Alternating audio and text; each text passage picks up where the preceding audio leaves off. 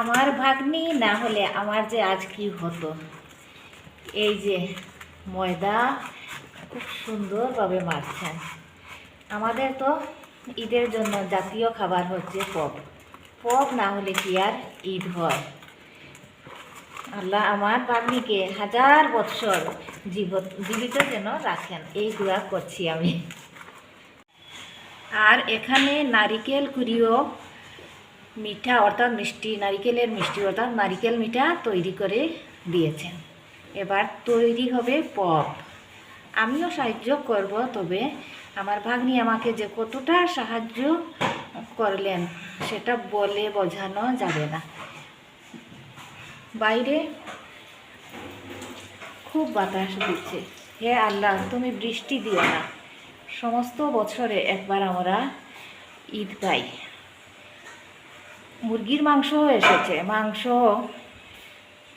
রান্না করব। অর্থাৎ আজ তো কাজের শেষ, আজ কাজের শেষ নেই, শুধু কাজ আর কাজ। ঈদের আগের দিন প্রচণ্ড কাজ থাকে।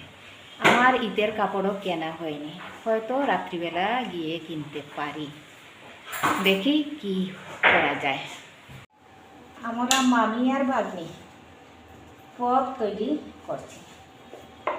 ঈদের দিনে সবার নিমন্ত্রণ, আসবেন তো। এই কয়েকটা পপ তৈরি হয়েছে, আরও হচ্ছে।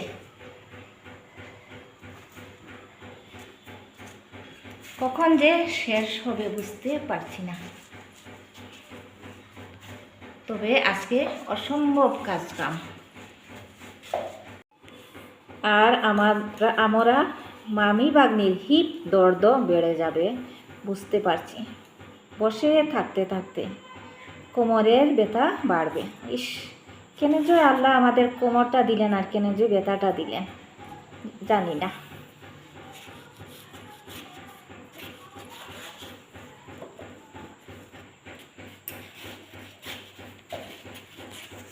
ঈদের জাতীয় খাবার তৈরি হয়ে গেছে আমার। যদি রাতের বেলা টাউনে যাই, ইনশাল্লাহ যাব আমার কাপড় কেনার জন্য, তখন আরও অন্য কিছুও কিনে নিয়ে আসব। সবাইকে ঈদের অগ্রিম তৃতীয় শুভেচ্ছা। ঈদের শুভেচ্ছা জানালাম, অথচ সালাম জানাবো না, তা কি হয়? আসসালামু আলাইকুম।